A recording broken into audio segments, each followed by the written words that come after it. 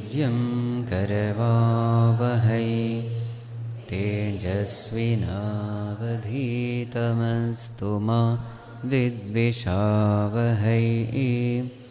ॐ शान्तिः शान्तिः शान्तिः।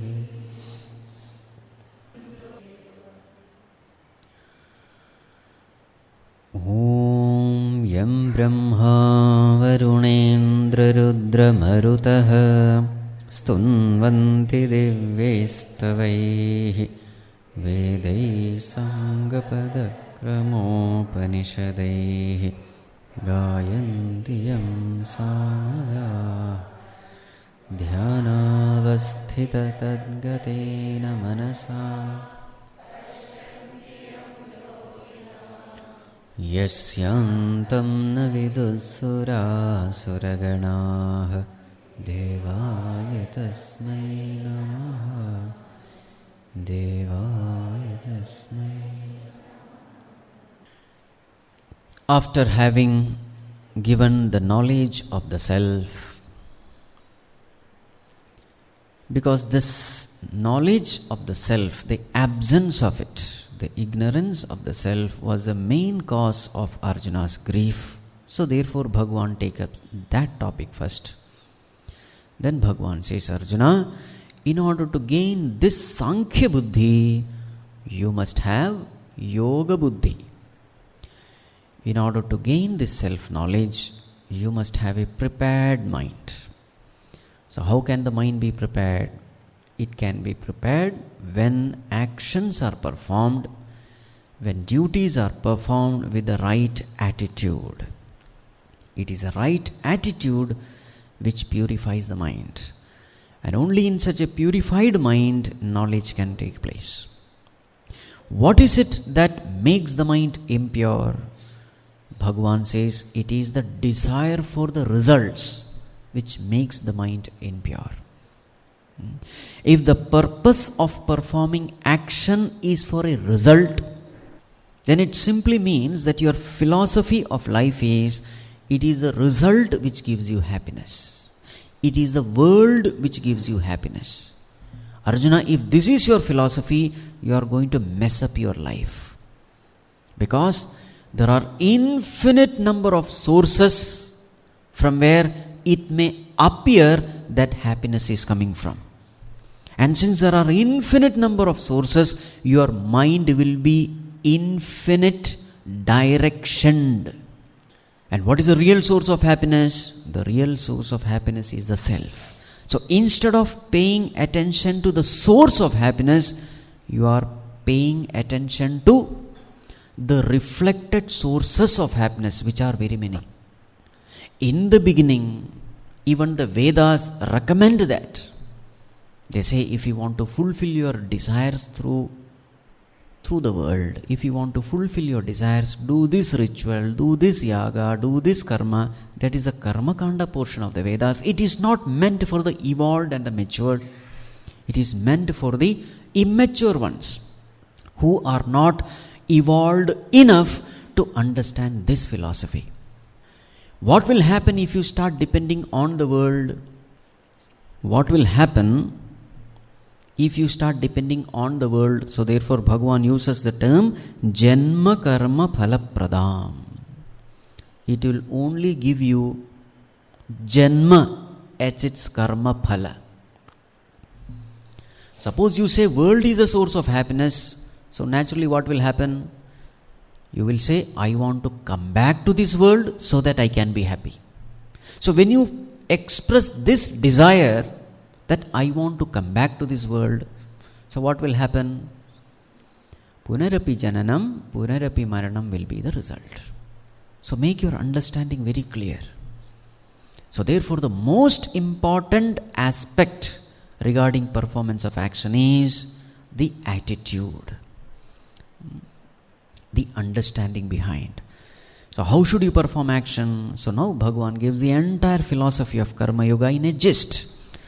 Karmanyevadhikaraste ma phaleshu kadachana. May you perform your action, that is your right, that is your choice. But never perform it for the sake of results.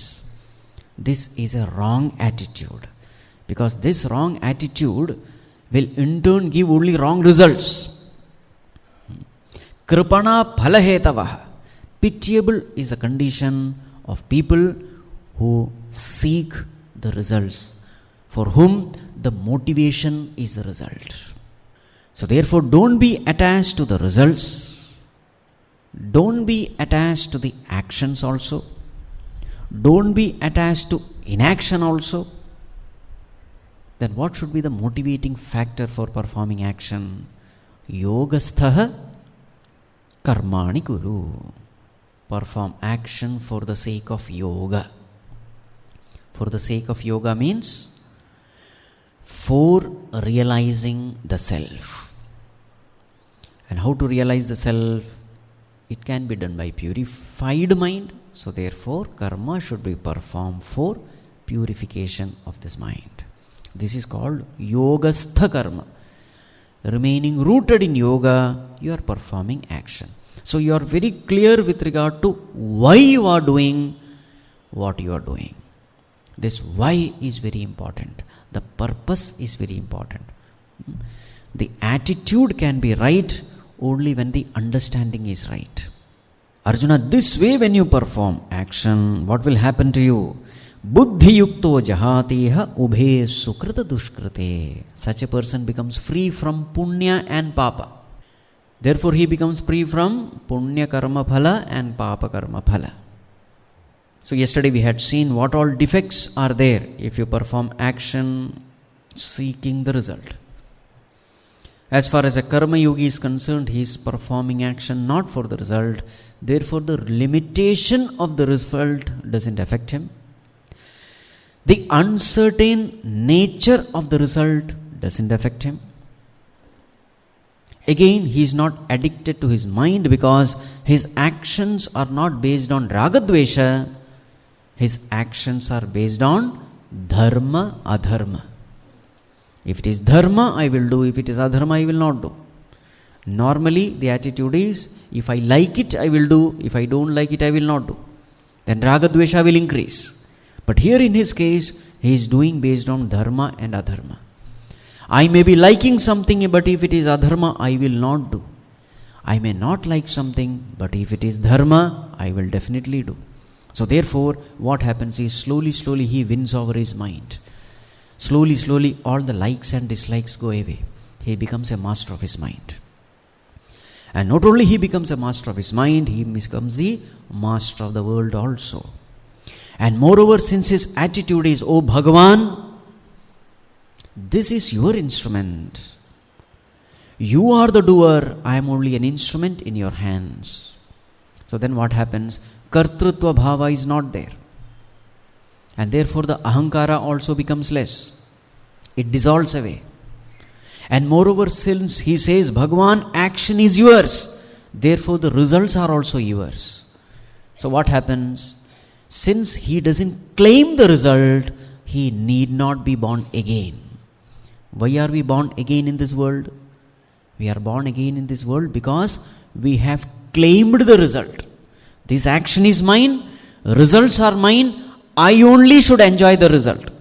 Since you are insistent upon enjoying the results, therefore Bhagavan has no choice but to send you back to this world. So now here what does this yogi say, karma yogi? He says, Bhagavan, result also is yours. Body is yours, talents are yours, abilities are yours, kshetra, the field of action is yours, the instruments are yours, everything is yours. Therefore, results also rightly belong to you, not to me. So then what happens? He becomes free from sukrita and dushkrita. Sukrita means punya karma, dushkrita means papa karma. Whatever karma he may be doing, whether it is punya or papa, there are some times, like for example, Arjuna's case, it may appear that it's a papa karma because he is killing so many people. Whatever be the action, whether punya or papa, the results goes to Bhagavan, it doesn't affect him. Thus, he becomes free from the bondage of action. Therefore, tasmat yogaya yujjasva Arjuna. You fight not for the result, but for the sake of yoga, for the sake of spiritual upliftment, for the sake of inner growth, for the sake of liberation, for the sake of purity of mind, for pleasing God. Tasmāt, therefore, Arjuna, fight this war. May this action be a means to take you to the ultimate. Yogaha karmasu kaushalam. This is true definition of yoga. What is yoga? Dexterity in action is yoga. Intelligent employment of action is yoga. So what is intelligent employment of action? That intelligent way of performing action by which the actions don't bind you, instead the actions liberate you. That intelligent way of performing action is yoga. Now the whole thing is summarized. How this person, a seeker, through karma yoga, he attains the supreme. Let us chant verse number 51. Karmajam buddhi yuktahi phalam tyaktva manishinaha janma bandha vinirmuktaha padam gacchantyanāmayam. Yes. Buddhi yukta, first step. So this is the ladder of progress. What is the first step? Buddhi yukta. United with buddhi. Associated with buddhi. Buddhi means right understanding. Buddhi means right understanding about how to perform action. The knowledge of karma yoga. This is the first step.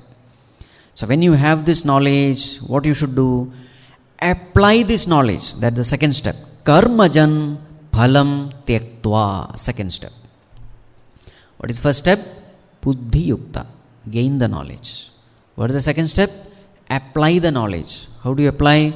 Karmajam phalam tyaktva. Giving up the results born out of karma. Karmajam. Jam means born out of. Karmajam. Born out of karma. What is born out of karma? Phalam. Karma phalam. So the second step, give up the results. Give up the results means what? Don't be attached to the results. Second step. So in this way, when you live, what happens? Mind is purified. In such a purified mind, you can easily gain the knowledge. So after gaining the knowledge, what do you become? Manishinaha. Third step. You become a manishi. A person of knowledge is manishi. A person who has control over his mind. One who rules over his mind. Such a person is called a manishi. So when you become a manishi, you can do shravana, manana, nididhyasana. Because here the mind has become extremely pure. With such a pure mind, you can dictate terms to the mind. The mind listens to you. It becomes an obedient, disciplined mind. So then what happens? Shravana becomes very easy. Mind will not get distracted. It is available for receiving the spiritual knowledge. So Shravana, Manana, Nididhyasana can be done with such a purified mind. Then what happens? Janma Bandha Vinirmuktaha. Such a person who does Shravana, Manana, Nididhyasana.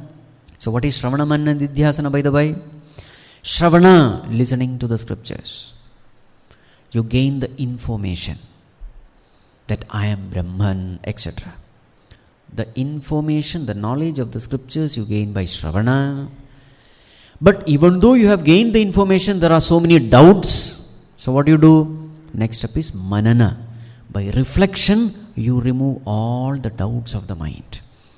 So after Manana, what is the state of your mind? You are doubt free. Samshaya rahita sthiti. Free from doubts. But doubts are free, but still vasanas are there. Habitual tendencies are there. Habitual tendencies means so many years you have lived in the wrong way. So naturally the mind has been trained, habituated to think in the wrong way. So that will continue for some time. Again and again you have to train the mind to think in the right way. to behave in the right way, it takes time. So that is called as nididhyasana. Living what you know. So Shravana gives you information, Manana gives you conviction, Nididhyasana gives you transformation. Your personality is transformed. So what do you mean personality is transformed? Now you are able to live this spiritual knowledge. Now you are able to respond to situations based on this spiritual knowledge. Then we say Nididhyasana has taken effect. Knowledge is no more intellectual knowledge, it has become one with you. You have digested it, you have assimilated it, it has become one with your personality. Then after that what happens? Janma bandha vinirmuktaha. Such a person becomes free, vinirmuktaha, totally free from janma bandha, bondage of birth. He becomes free from birth, death cycle. Such a person is called a Jivan Mukta. Person who is liberated while living. Jivan Mukta. Then what happens? A time comes when he has to drop his body.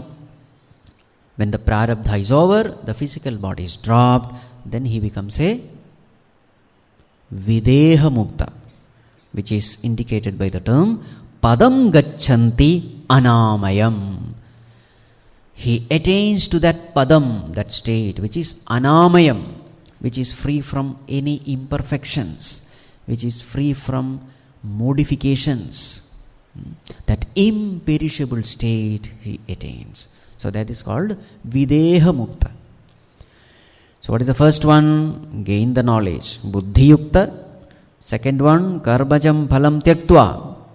You put it into practice, mind becomes pure.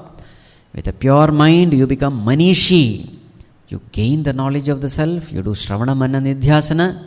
That will make you Janma Bandha Vinirmukta. Freedom from birth, death cycle. That will make you a Jivan Mukta. And when you drop the body, you become a Videha Mukta. So these are the levels of progress. Now Bhagavan, tell me, how do I know whether I am progressing in spirituality or not? That topic is taken up in the next two verses. Yada te moha kalilam buddhir vyatitarishyati tada gantamsi nirvedam shrotavyasya shrutasya cha shruti vipratipannate yada sthasyati nischalā samadhavachalā buddhi tada yogamavapsyasi. Yada, when te buddhi, your buddhi, your intellect, moha kalilam vyatitarishyati, when it crosses over moha kalilam.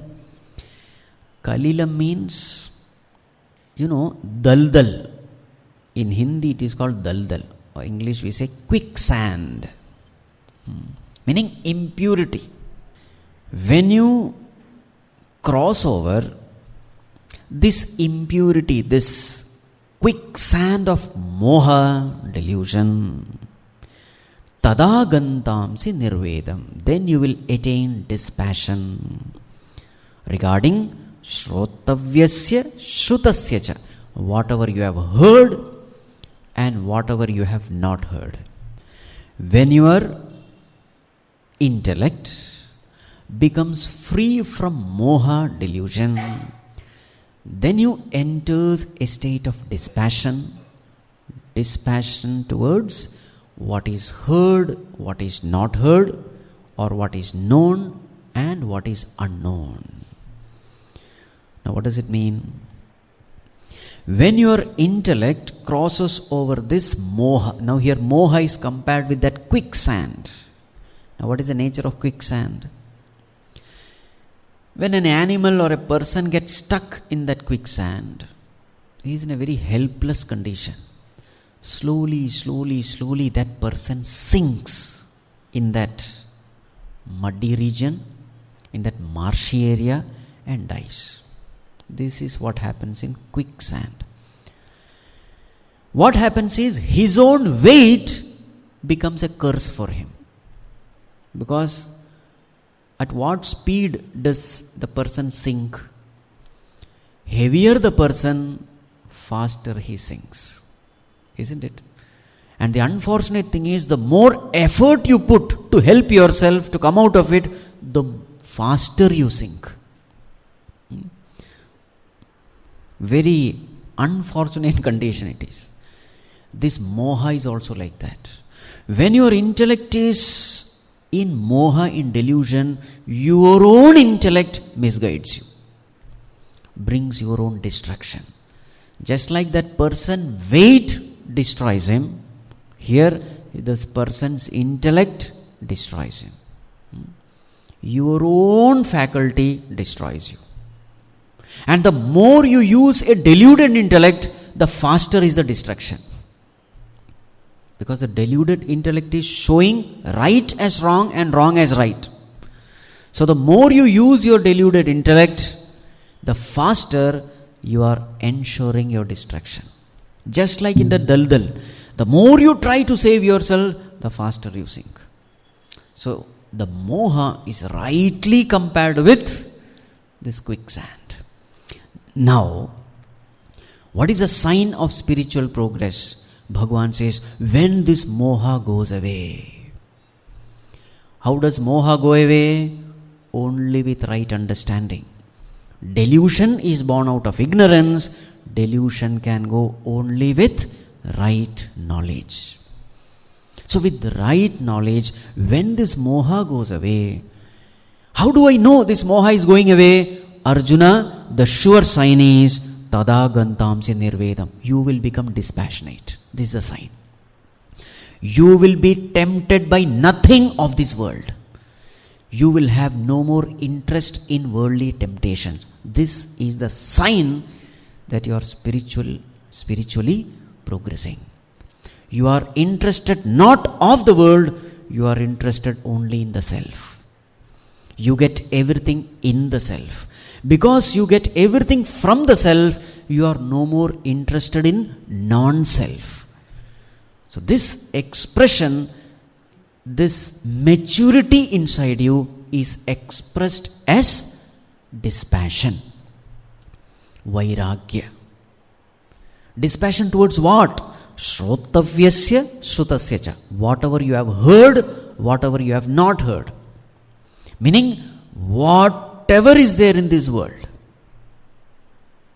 Shrotavyasya shrutavya cha means what is known and what is unknown. Now, what is known and what is unknown? Known means what you see, what you experience, what you perceive, whatever about this world. Unknown means what? About Swarga adi bhogas. Even though you have not seen the bhogas of the Swarga, if you are progressing in spirituality, even though you have not seen it, you have no interest for it. Even though there is a beautiful description of all that, you have no interest for it. Because you know, the one which you have is much, much, much more precious than everything of the world or even of the heaven. So what is the sure sign of spiritual progress? Dispassion is the sure sign. What else? Arjuna, in the beginning when the knowledge is not there, the buddhi is shruti vipratipanna. A person who has no knowledge about scriptures, what is his condition? What kind of buddhi he will have?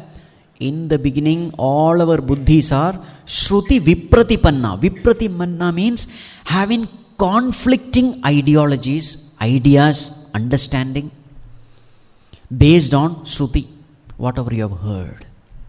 There is no clarity. There is only confusion. There is only bewilderment. Total confusion is the state of the intellect. Even for the seekers of knowledge also.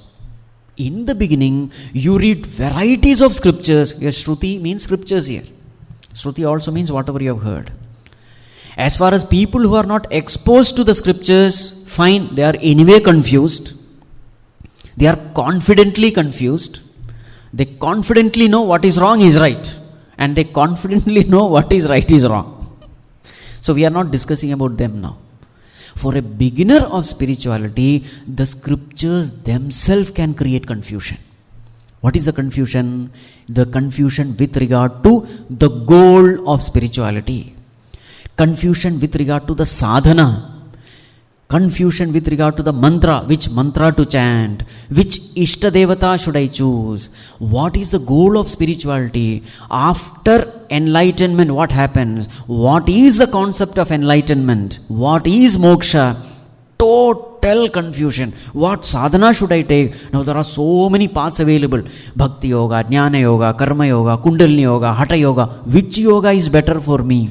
There is total confusion. Spirituality is a field where you can be maximum confused.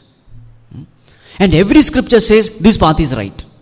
And every path is different, superficially. So what happens is, when you are a beginner in spirituality, your intellect is so much confused. There are so many spiritual gurus, and every guru is telling something different. Somebody is emphasizing on bhakti, somebody is emphasizing on jnana, somebody is emphasizing on namajapa, somebody is emphasizing on ritual, somebody is emphasizing on bhajana. No, you don't know what to do. And some gurus are there who are totally silent. Now this is the condition of a beginner in spirituality. He is totally confused. He goes to various ashrams and come back more confused.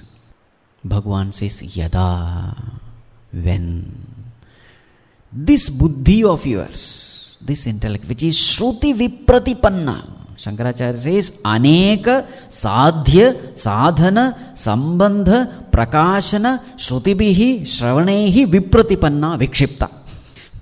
This person reads so many books, so many scriptures, and in all these scriptures, aneka sadhya, the goal is different, the sadhana is different. And all these scriptures are talking all those, and totally he is confused, he is distracted, he is disturbed. When such a buddhi, what happens to such a buddhi? Slowly through your spiritual progress, the very same confused buddhi becomes nischalā, achalā buddhi. This is the transformation.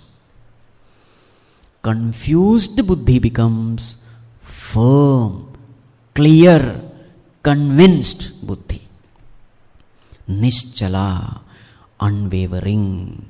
Achalā, both actually mean the same. Achalā and nischalā. Then why two terms are used? Through manana, you get nischalā buddhi. So you have heard, Shravana is done, then you have done manana also. So after manana, your intellect attains to a state of conviction where there is no more doubt. Such an intellect is called nischalā buddhi. Meaning you are no more confused with regard to the goal or the means. Clarity has come. Intellectual conviction has come. You are no more having any doubts regarding spirituality. That state is called nischalā buddhi. But that alone is not enough. What more has to be there? After manana, nididhyasana has to be done. That knowledge has to be assimilated. It has become a part of you. It should become a part of you. Then when it becomes a part of you, it becomes achalā buddhi. So nischalā buddhi means samshaya rahita buddhi. And achalā buddhi means viparya rahita buddhi. Freedom from all kind of vasanas. Habitual, erroneous thinking. Where you start experiencing that I am Brahman. This experiential state of that intellect is called achalā buddhi. So two terms are used. So what is being said? When your confused intellect becomes unwavering, when samadhau, in your seat of meditation, samadhau, here samadhi, the meaning is self, supreme self. When your intellect is firmly established in the self, free from any kinds of confusion or wavering, when you are directly experiencing that state, then tada yogam avapsyasi. Then Arjuna, understand that you have attained to that highest state. So this is what happens in spiritual progress. What happens? You have no more doubts. You are very, very clear. Not only intellectually clear, you are experientially clear also. This is the sign that you are progressing. So what happens as you progress? Doubts should become lesser and lesser. What should happen as you progress? Clarity should become more and more. What should happen as you progress? You should become more and more dispassionate. Lesser and lesser interest in the worldly happenings. More and more interest in abidance in the self. If these things are seen, understand spiritually you are progressing. Now with this, actually the teaching gets over. But now Arjuna asks a question. Now the very fact that Arjuna is asking a question, it's a very good sign. Why it is a good sign? How was Arjuna and now how is Arjuna? Vishidantam. This was the condition of Arjuna. Grieving, crying, weeping. Now the very fact that Arjuna is asking a question, what does it mean? Grief has gone. Now grief has been replaced by a kind of curiosity. The desire to know more and more. He starts participating in the discussion.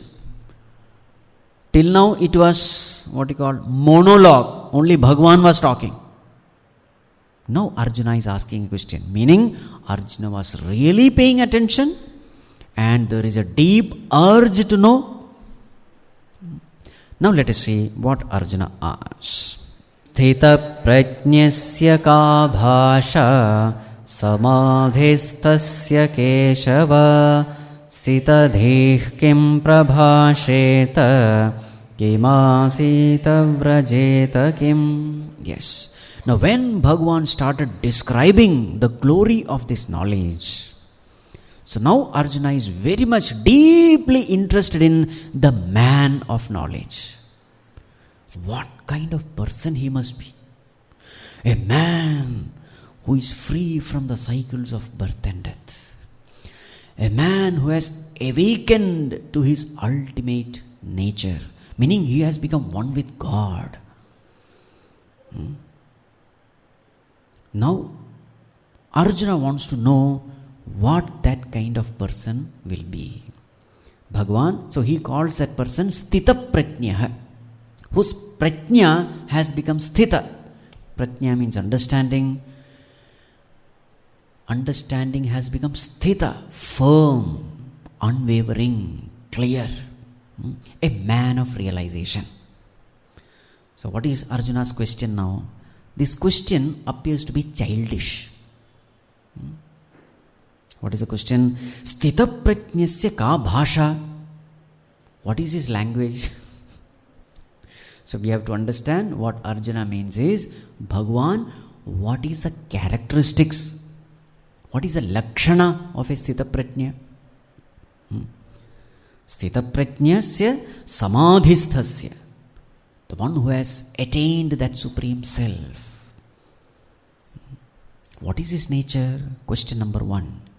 Question number 2. Sthitadhihi kim prabhasheta. Bhagavan, how does he speak? Kim asita. How does he sit? Vrajeta kim. How does he move around? How does he walk? So when Arjuna has listened to the glory of this knowledge, now Arjuna has a doubt.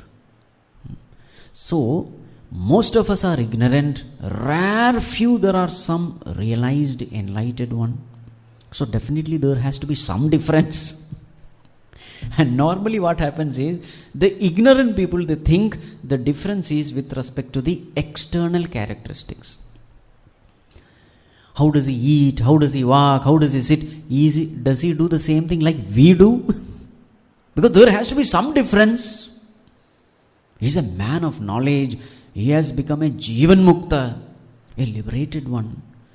So now these questions appear to be childish, and this is true with every one of us.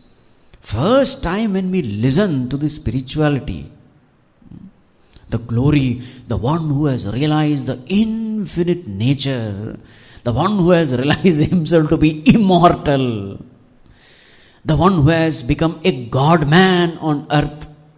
Suddenly these are the questions which comes. What are his characteristics? How is he different from us? We live in this world, we eat, we walk, we sit. Are these the same thing which he also does? Or something different?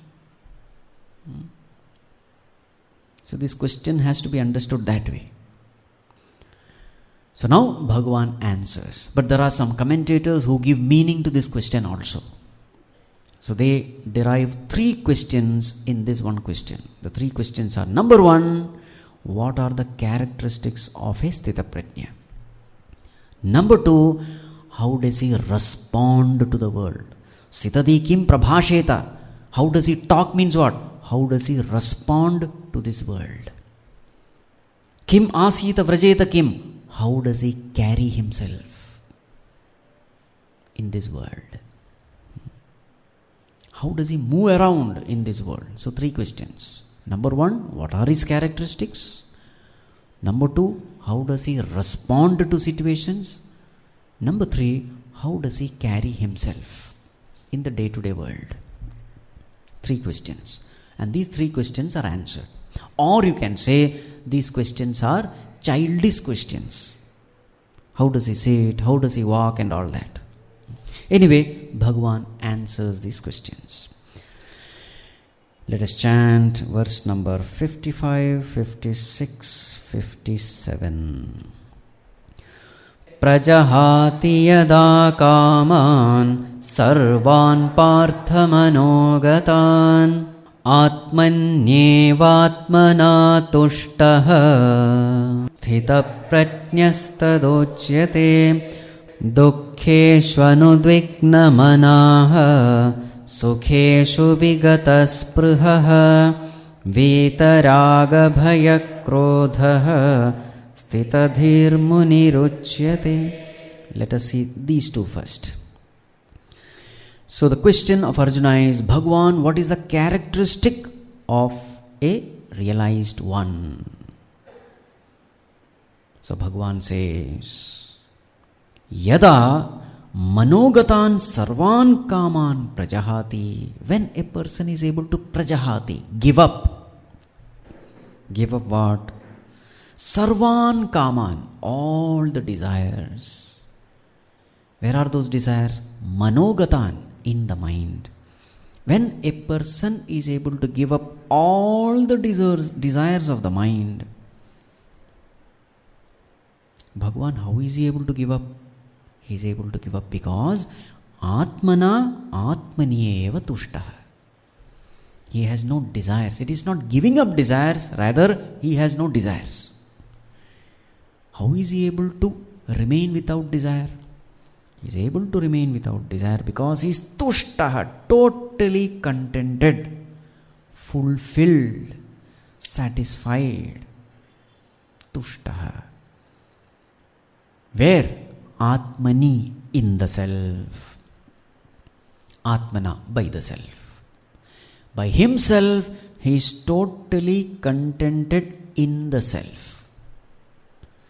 So this is the lakshana of a Sthitapragñya. Tada Sthitapragñya uchyate. Then such a person is called a Sthitapragñya. So who is a Sthitapragñya? What is the lakshana of a Sthitapragñya? The main thing of a Sthitapragñya is what? The main thing is firm abidance in the self. This is the lakshana, characteristics. The rest, everything comes because of this. This is the main thing. This is the root. What is the nature of self? It is Sat, Chit, Anand. Existence, consciousness, bliss.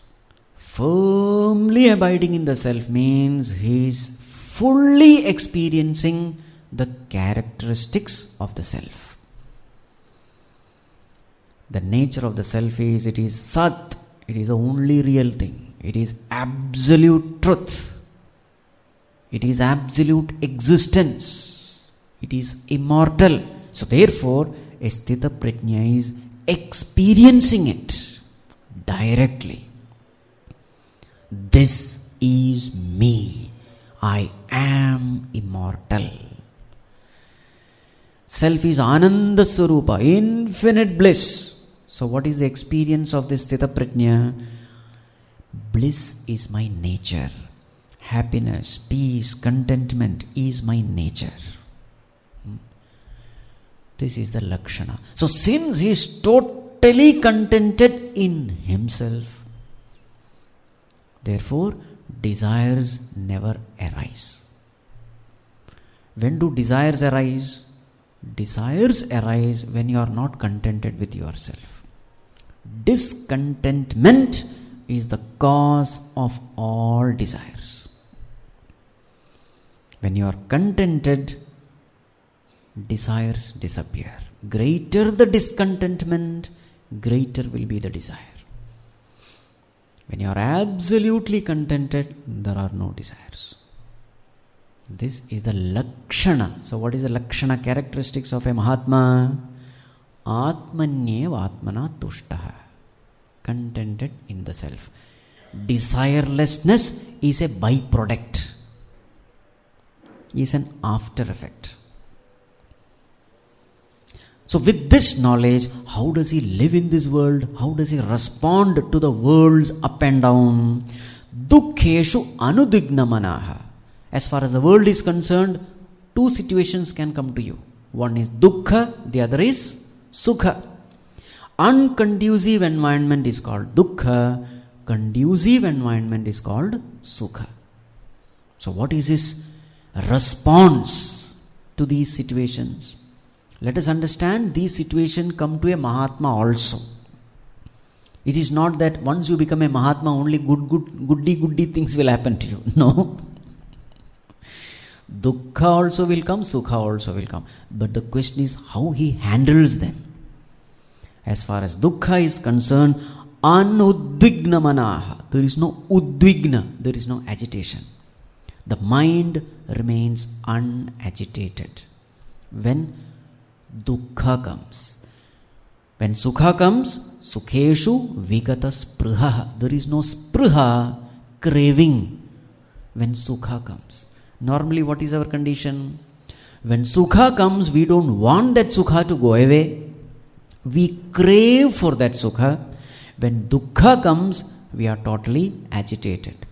A Mahatma is free from these two emotional ups and downs. He is neither agitated in dukkha, nor does he crave for sukha. Sukha means conducive environment. This is the state of his mind. In fact, his happiness doesn't depend upon external ups and downs. He is experiencing a joy inexplicable from a source which can never be affected by the external happenings. This is what is pointed out. And then Vita Raga Bhaya Krodha. As far as the mind is concerned, the mind is free from all kinds of negativities. What are the negativities? Vita. Vita means free from. Raga, attachment. Bhaya, fear. Krodha, anger. Vita Raga Bhaya Krodha. Free from attachment, free from fear, free from anger. How is he able to do it? Remember, the reason is only one. Atmanyeva Atmana Tushtaha. How can abidance in the self make you free from all this? So the logic has to be understood. When a person abides in the self, he gains infinite happiness from the self. Therefore, there is no attachment for anything outside the self. What is the cause of attachment? The cause of attachment is the misunderstanding that that thing is giving me happiness. When do you get attached to something, someone, or some situation? Attachment is always born out of an understanding that that thing is giving me happiness, that being or that situation is giving me happiness. You are attached to only that which gives you happiness. Now here is a Sthitapragñya whose attachment is to the self, because that self is giving him infinite happiness, joy. So naturally he will not be attached to anything. And since there is no attachment, there is no raga, there is no bhaya also. Raga, bhaya, krodha, they are all connected. When you are intensely attached to something or someone, there is always a fear of losing it. The fear of losing something comes when you are intensely attached to that thing. So see, raga is connected to bhaya. Whatever you are attached to, you will have always a fear of losing it. Then how is krodha connected to raga? Whatever you are attached to, when some situation happens where there is a possibility of losing it, whatever is that factor which creates that possibility, you will have anger towards it. So this anger is nothing but raga in a different form. That thing which prevents you the access towards your attached thing, you will have anger directed towards that. Always you see. You analyze your anger. You will always find there is something which you are very much attached. And you are not getting what you wanted. Somebody is preventing you from getting what you are attached to. Your anger will be directed towards that somebody. So what is the source of anger? Attachment. And what is the source of attachment? Your dependence on that thing for your happiness. Right? So everything boils down to one.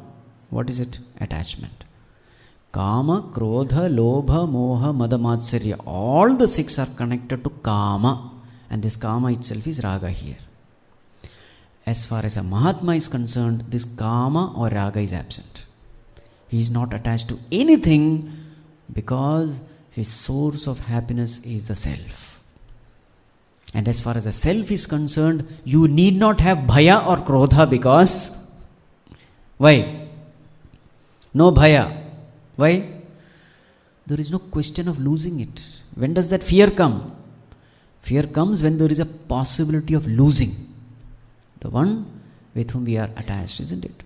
You are attached to the self. You have all the right to attach to your own self because it is never going to lose. It is your own nature. So get attached to it. You will never lose it. So therefore there is no question of fear also. There is no question of somebody taking your self from you. So therefore there is no question of krodha also. All the negativities of the mind vanish the moment you seek happiness from your own self. Such a person, sthitadhir muniruchyate. Such a person is a muni. Such a person is a sthitadhi. They are all different names. So who is a muni? Mananashilavan. The one who constantly contemplates upon the nature of oneself. Such a person is called a muni. So how does a Sthitapragñya respond to the world? Worldly ups and downs doesn't disturb him. Worldly ups and downs doesn't create any kinds of negative emotions in him. This is the answer to the second question. Now the third question is, how does this Mahatma carry himself in the world? Verse number 57. Yas sarvatranabhisneha tat tat prapya shubha shubham nabhinandati nadveshti tasya prajñā pratisthita yah sarvatra anabhisneha. He is free from sneha. Sneha comes from the root snih. Snih means to stick. So sneha means that sticking nature. What do you mean sticking nature? Sticking is nothing but attaching. Free from attachment. Wherever he goes, sarvatra, he is free from any kind of attachment. He doesn't stick anywhere. Now here one point has to be made clear. So this Mahatma is detached, isn't it? Now please understand, this detachment is very, very different from the detachment of a tamasic ignorant person. What is the detachment of a tamasic ignorant person? I don't care. Somebody is suffering there and he is indifferent. And he says, I am a Sthitapragñya. Why Sthitapragñya? Even when somebody is suffering, nothing is happening to me. I don't care. Let him suffer. I don't care. Please understand, that is not what is described here. Very many people ask, Swamiji, does it mean that when suffering comes, you should not get affected at all? You are not at all bothered. You are not at all bothered. Let the world go to hell. This is not the meaning. That is the most inferior emotion you can ever have. Please understand, when a Mahatma is detached, detachment is at the worldly level, intense attachment is at the spiritual level. A Mahatma is both intensely detached and intensely attached. Very difficult to understand him. When somebody suffers, what is his attitude? He will not say, I don't care. When somebody suffers, remember, a Mahatma is the one who has identified with his own self and he knows that his self is the self in all beings. So when somebody suffers, what does he feel? He feels it is my suffering. Isn't it? The very same consciousness which is here is there. So what happens to him? His heart melts. He just cannot remain without helping that person. Because his sorrow is my sorrow. The only way I can remove my sorrow is by removing his sorrow. He is helpless. So then what happens? He becomes vigilant. He takes all measures to remove the suffering of that person. Externally it may appear that this person is very much attached, because wholeheartedly he will be seen serving that person. Externally you may think he is very much attached, but really speaking he is unattached. As far as an ignorant person is concerned, he has only two options. If the suffering person is my own, my near and dear one, then he serves.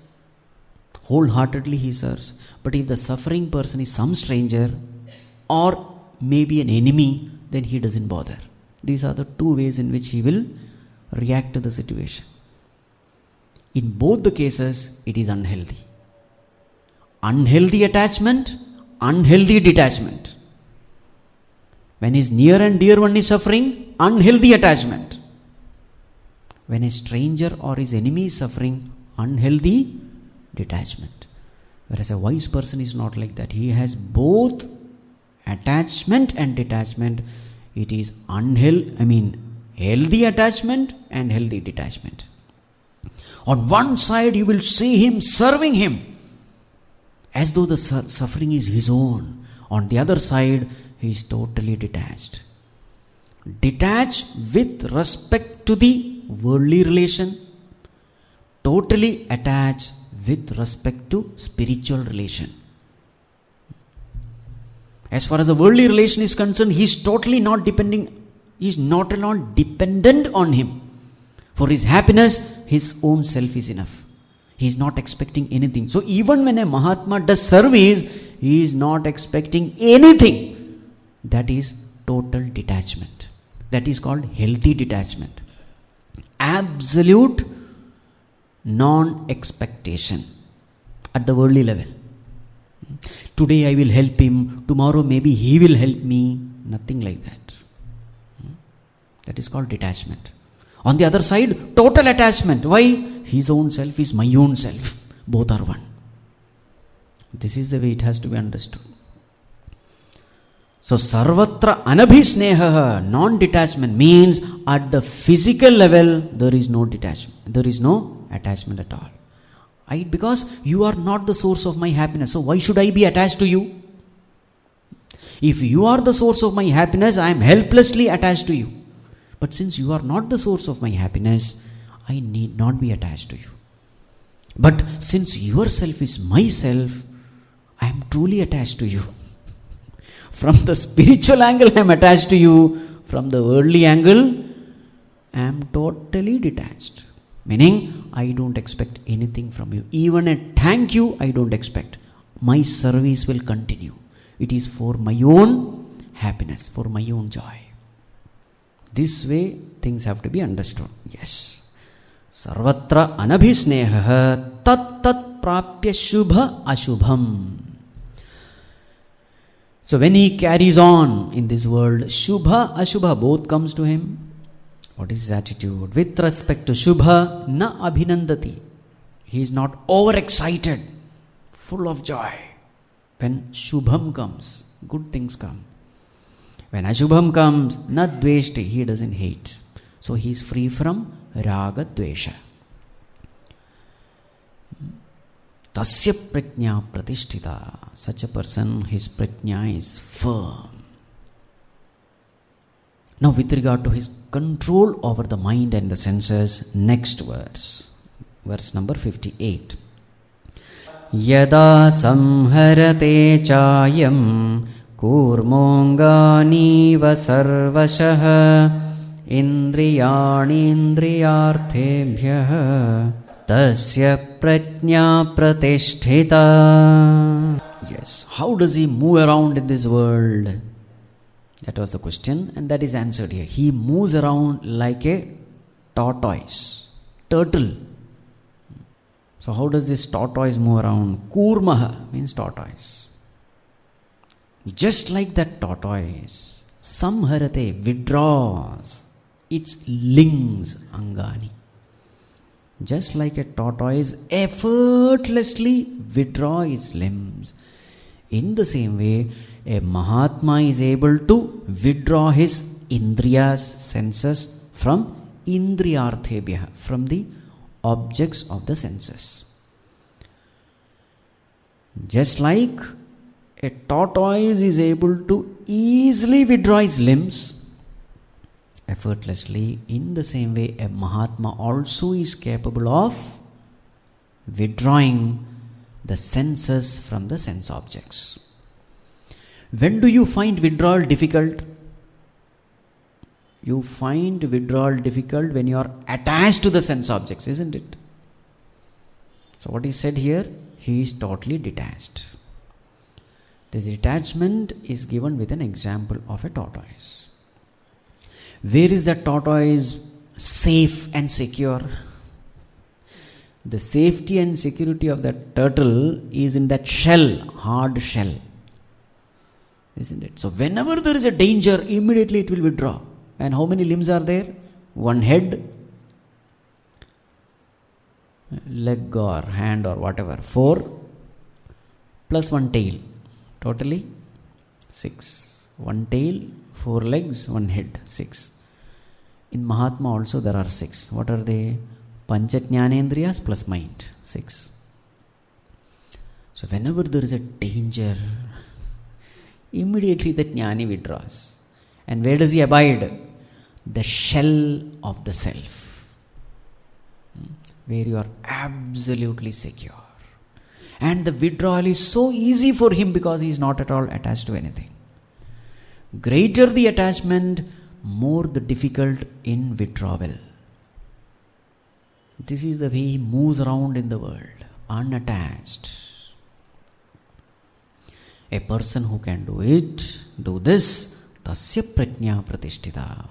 Arjuna, understand him to be a wise man. These are the abilities, the miracles only a wise man can do. The miracles of life is not predicting the future, predicting the past. walking on air, walking on water. What is the real miracle? This is the real miracle. Control over the senses and the mind. Total contentment. No desires at all whatsoever with respect to the world. This is the real miracle. Such a person alone is the happiest.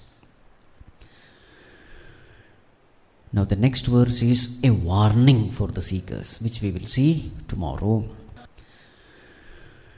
Om sarve bhavantu sukhinah, sarve santu niramayah, sarve bhadrani pashyantu, ma kaschid dukkha bhag bhavet, asato ma sadgamaya, tamaso ma jyotirgamaya, mrityorma amritam gamaya. Om Shanti Shanti Shanti. Hari Om Shri Gurubhyo Namaha. Hari Om.